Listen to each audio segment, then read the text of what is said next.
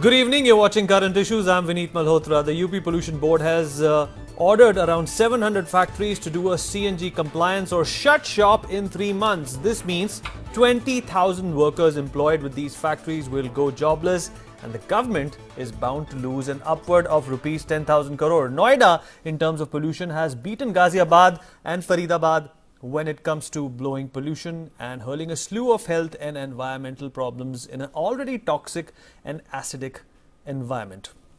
So let's head into this debate. We have with us Sharad Kohli, who's an environmentalist, in the studio. Sharad, welcome to our show. Thank you. And thank you for sparing time and coming here. And of course, we have Vimal Bhai as well in the studio, who's going to give his thoughts on this particular matter. He's also an environmental lover. Sharad, let's start with you. Lack of policies and pollution control. This has been actually, a thorn, in the state's thumb. It's been a thorn in their toe for a long time, but nobody has done anything about it. And now the situation is such that you have to shut down an economic limb of a particular part of the country to save the environment from going through this tragedy. Absolutely, Vineet. The decision has come from the UP Pollution Control Board, UPPCB as it is called. 15 July is the cutoff date when these 700 factories have to shut shop.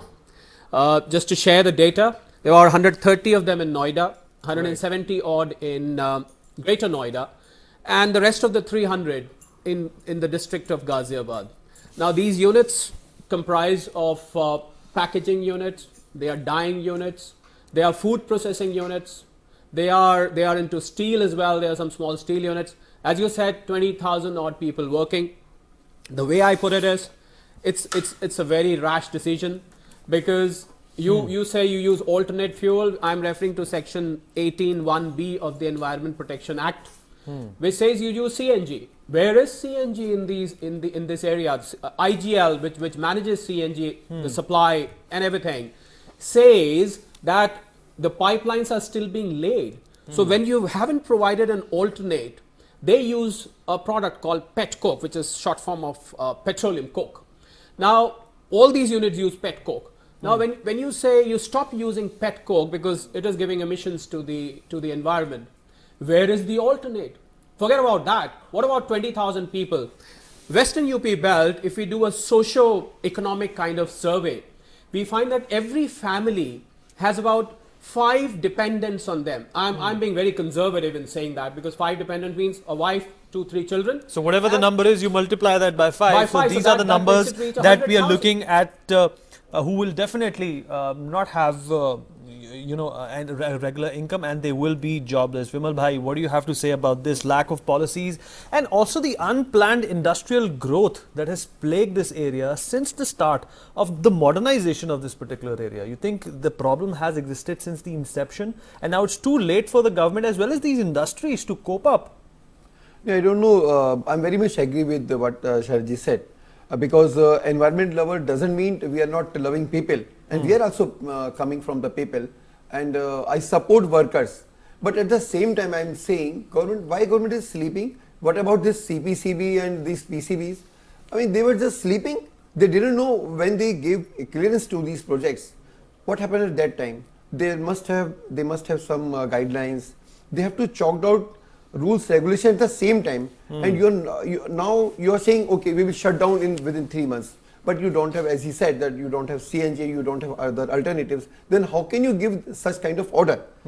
I'm very much sure that I'm very much for that environment should be protected, and this 10,000 crore or whatever you are saying will be lost to the government. It's nothing on the cost of environment, but at the same time, it's a fault of the government.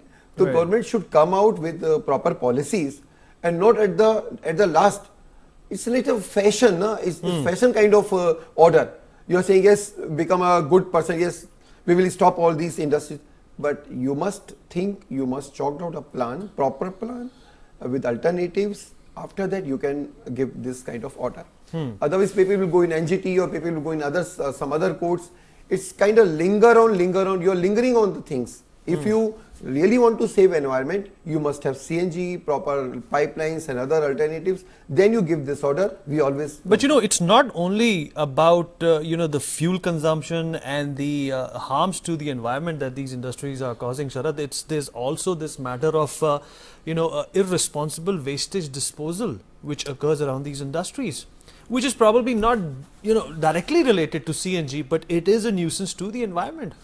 Well, let me, since you raised this issue, it is worthwhile to mention, try and understand this technically, that this petroleum coke, it's a carbonaceous byproduct of an oil refinery. Now, earlier what was being used was bituminous coal, which was the normal coal, the black coal which we normally see, which was famous for emitting its black smoke. Right. Now, this coal, this particular pet coke which is being used, which has been mentioned in the UPPCB order, this particular coke has a high combustion and it generates extra heat. Right. The byproduct of this is ash. It is technically supposed to be more environment friendly than the bituminous coal being used earlier, technically. But now in the current scenario, when Bharat 6 norms are there, when the vehicles are being targeted, 2000 cc above, diesel vehicles are being banned. In this situation, probably Pollution Control Board thought that now is the time that even pet coke has gone obsolete and it should not be used. What they forget is, the difference between a car and a factory is, car can drive to the CNG station, whereas a CNG pipeline has to reach the factory. That's where, I think CPCB or UPPCB has totally forgotten that. Absolutely, and let's not forget about the fact that a lot of this dump, Vimal Bhai, is actually put inside rivers, and the kind of radioactive alchemy that it has with the water, which eventually is processed to drink for the common man, is going to be very harmful. See, in the very beginning, I said that these PCBs and UPCB or CPCB, etc., they all were sleeping. And at the same time, I will target MOEFCC, that is Ministry of Environment, Forest and Clearance, not climate change, but they are actually clearing the climate. They always sleeping, and at the last time they come, okay, we are giving this kind of order, but they are not thinking. There is no proper plan for all these things. There is no linkages between giving environment clearance for these factory and to the mega dams, to big industries also, and at the same time, what they are doing, when they give environment clearances, it was under pressure. I met just 2-3 days back the Joint Secretary of Environment Ministry, and he said, "Oh, our role is very limited." I met him for a dam thing. He said, "Your role is very limited." But at the same time, I asked him, "Your role is very limited, but you have a power to stop environment clearance, to revoke environment clearance, and you can stop any kind of project when they are not following environment guidelines." But they don't have any. They don't have workers, they don't have staff. Sometimes they say we don't have money. We'll come back to that, Vimal Bhai. But this could also be, Sharad, a final nudge from the board, because most of these industries, we are talking about policy, we are talking about protocol, most of these industries do not adhere to the regulations, and even if there are policies and regulations in place, they discard them, they flout them, they buy their way out of them. So do you think this is probably a final nudge in frustration by the government to actually stir them into some action? Well, maybe yes, because as Vimal Bhai said, that things should have been done at the time when these industries were being set up. Let us understand the structure of these industries, the 700 industries we are talking about in this show. Now, on an average, each of these industries, I have personally visited a lot of these units, both in Greater Noida, and even in Ghaziabad for that matter. Average strength, worker strength of these industries is about 30 to 40. So that is how we arrive at 700 into 30, say count as about 20,000 approximately. Right. Now, the way they have grown is, they were family businesses. Most of them are family businesses. We are not talking of large industries. We are not talking of Ambanis. We are not talking of Adanis. We are not talking of any big business houses, primarily. So basically small and sporadic industries. They must have these Adani and Ambani. Why they are just saving? There is no monitoring system in MOEF. I'm saying literally, they don't have any monitoring system, because they've only 5 people in their offices In I mean, like in Northeast, they have only 5 people. They have 5 people in Lucknow. So, and they are not stopping Adani and Ambani. They have their So, clout. basically, to get through. implement regulation, you need regulators, which they don't have. At the ground level, the point when these industries were being set up, they were being set up as two, three men industry, you know, like 2-3 people started off. There was a small boiler put up for let's say for a dyeing unit. So somebody was dyeing, let's say ladies suits, and he started off that way. Now today that industry has grown over a period of 20, 30, 40 years. These industries have grown into a reasonable size. I won't say a large size. Shall I just hold that thought, because we have a caller who's giving us a call from MP. Pankaj, thank you for calling us. Go ahead. Sir, that you are saying we can convert to CNG that factories. How we can convert, sir? I like to answer that. Okay, Sharad, go ahead. I like Sharad to answer has put that. his hand up. Sharad, go ahead. Yeah, I like to answer. See, they're talking of converging to CNG. Sorry, I didn't get his name. But Pankaj, when you convert a car to CNG, you're very right actually. When you convert a car to CNG, you need a CNG kit. I just got my car converted. It cost me 35,000 rupees to convert my car to CNG. Whether I use it or not, that's another issue. Right. To convert a factory, a boiler or a thermal fluid heater to CNG involves a lot of investment. Right. So therefore, these units are very small, which we were just talking about. How are they going to afford this? And let us also not forget, Vineet, that most of these industries are not roaring in money. They are just about staying afloat. They are not highly profitable kind of units. I'm also a business analyst. So I know that a lot of them are not making huge profits. But do they understand the cost to the environment? Well, I'm sure they do, but then the vested interest. But do you think it is the first time that they've been put in such a predicament? No, definitely not. They've been served notices earlier. So also. we can easily say that they haven't learned. They haven't learned their lesson. But it's not the responsibility of the. I'm not saving them, but at the same time saying our lifestyle. We are not talking about the lifestyle. Like I need cellular, I need car, I need table fan, I need a ceiling fan, I need a air condition, I need each and everything. But I will not bear the real cost of those things. Vimal bhai. And only these industries, so-called small industries, I'm talking about the small industries, and they will bear the cost. Government should come out.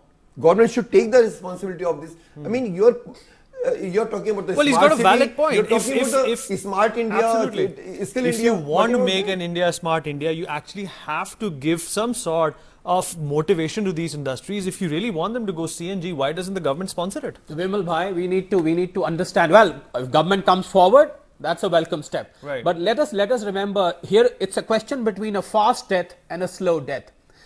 Now, when there's 100,000 people go out of living, it will breed illiteracy. What about, we are talking of farmers' suicides in Maharashtra and other places which have gone on a drought. The reason for drought is they don't have money in their pocket. Yes. We are taking away the salary from them. The moment salary goes off them, don't you think they will go on to crimes? They will go on to committing suicides? Look at, so here, where environment is killing slowly, this decision will kill them quickly. So that is where the balance is. You want a slow death or you want a fast death? You want somebody to die immediately, or do you want a lot of people to be dying slowly? It's a very difficult question to answer. I think you misunderstood. So what you're saying is actually once these factories do shut down, all these people who are going to be rendered unemployed, they might go into crime. They can't find another job. Yeah, right. But I'm saying government should come out. See, we always talk about the safe environment, odd and even, and these kind of things coming up very fast. But I don't think government have a thorough look on these things, because they are talking about the smart city, corridors. I mean, everything is pushed up. They are pushing everything to the industry. And when industry become high, they say, oh, now we have to save environment. You have to think about the environment from the bottom. Well, now today we are talking about Noida, we're talking about Ghaziabad, we're talking about Faridabad as well. But let's not forget that an odd even scheme, Sharad, was also implemented in Delhi, in which the target was very, very narrow. A lot of other components, such as construction sites, pollutants, tandoors, they were all ignored. This also seems to be a part of it. Why doesn't the government at a broader level look into this problem? Well, I'm saying this from the very beginning, at the time of odd even, I welcome odd even, but at the same time, we said that this is a problem for few people, those who have car. But what about the people, those who doesn't have car? They always running the buses or cycles. You talk about them. I must. You put big kind of small, big gardens, broadleaf trees in the. Okay, we'll just hold that thought, Vimal bhai. We have a caller. We have Ranjit who's calling us from Guwahati. Ranjit, go ahead. Yeah, my question is that either the government has given the norms that either you have to go for the alternative fuels from the coal to petcoke, and then after now they are convincing for going for the CNG. So total infrastructure we have to build up with a new setup. So the cost of the production of any product will go certainly very high. So how it can be managed with and moreover that environment panelists, that environment friendly people, they are telling about that just shut down all those things is not a right thing for the Make in India program. So if we have to think about in total of the social and economic benefit to the whole India. Absolutely, there is an economic. We are not for making in India. There is an economic loss. We'll get to that. We have another caller. We have Mr. J.N. Sharma who's calling us from Bharatpur. Hello. Go ahead, Mr. Sharma. We can hear you. हाँ sir, बोलिए. ये एक मकान हमने बेचना है. बोलिए. हाँ, तो उसके लिए क्या क्या डॉक्यूमेंट चाहिए? लेकिन The audio is not very audible, but I think he wants to sell a house, so I don't think it's well, it has to be a very polluting house. Okay, getting back to the first gentleman, Ranjit's point, he did mention that, for industries to actually start from ground up is going to be very difficult. So if the board is suggesting a salvage program, it has to give certain guidelines, and 3 months, Sharad, that's not enough time. Not at all. Well, also another aspect which Ranjit just raised regarding salvaging the whole thing. One of the plans which government suggests in this case is relocating these units. Right. But the kind of units we are looking at, they are very integrated to the area. Right. The raw material comes from that area. Labor comes from that area.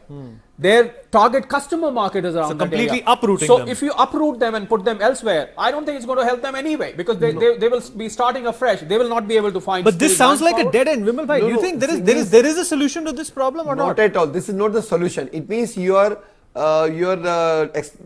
destroying other area. It happened in Delhi, sir. Yeah, it happened in Delhi. same. But behind all these things, we remember the case, MC Mehtaji case. Okay, now Delhi is less polluted than before. Absolutely. But what about the people, the CNG, the scooter walas, and many people? I mean, there is lots of families. Okay, Vimal bhai, just hold that thought. Let's get a caller in. We have Pankaj who's giving us a call from Nagpur. Pankaj. Hello. Pankaj, go ahead. Yes, sir. Sir, I want to ask a question.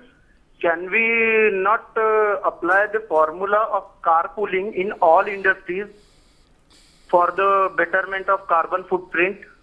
Means strictly government can apply the rules like this. You have to be carpool in each industry. Well, how do you carpool in an industry, Pankaj? I think I can extend his thought. What Pankaj is saying, probably what he's saying is that if there are 5 polluting units, you combine them into one single unit. Well, then Pankaj, we are looking at all 5 people will have to come into partnership. They will have to be working together. I don't know how they're going to share their profit. Probably may not. It's going to be very complicated. Room sitting kind of planning. No, it's going to be very complicated. It's very complicated. It should not be happen. You're looking at a socialist idea, basically, where all work together, all set up their factory together, all manufacture together. No, Ranjit, I don't think carpooling concept can purely apply to. Okay, let's get another caller. Maybe he has a solution to this problem. We have Krishna who's calling us from Greater Noida. Krishna, go ahead. Hi, Vineet. Okay, so my question to both the panelists is this environment is